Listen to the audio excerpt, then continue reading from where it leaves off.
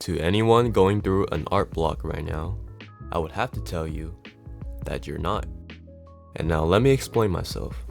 The literal definition of an art block is when you don't feel like you can create anything at the moment, which is not true. I think the problem most artists deal with is not that they can't create anything, but rather they can't make something that they're satisfied with.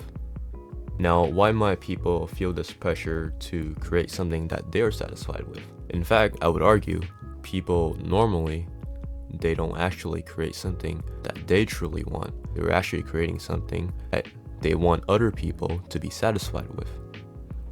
Now, there's nothing wrong with wanting compliments, wanting people to tell you that your art looks good, but over time, this mindset can kind of turn into a harmful way of living because it alters your whole purpose of creating art. And how do you stop this pressure from happening? Well, it's pretty simple. If you can't share something, then you won't feel the need to share it. Now, how do you do this?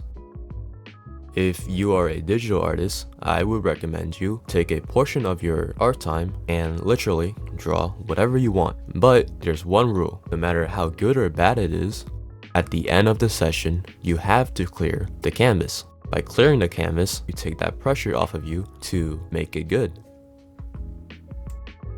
Now, the same thing applies to traditional artists.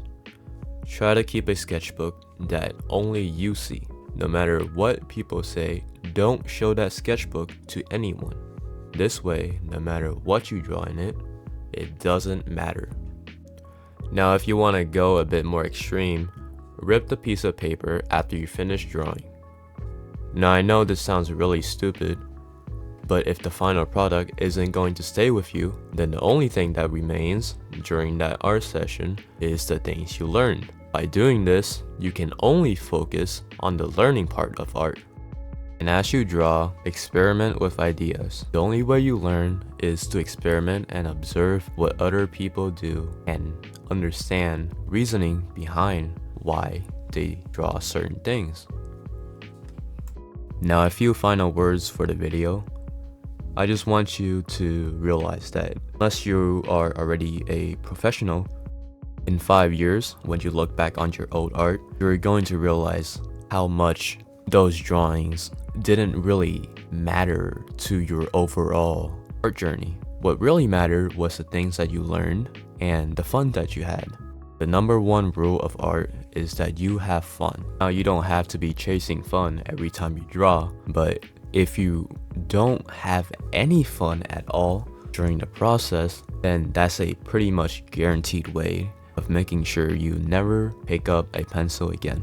Now, here's an homework assignment for you. For the next 3 days, try out the method that I mentioned and see how your art goes.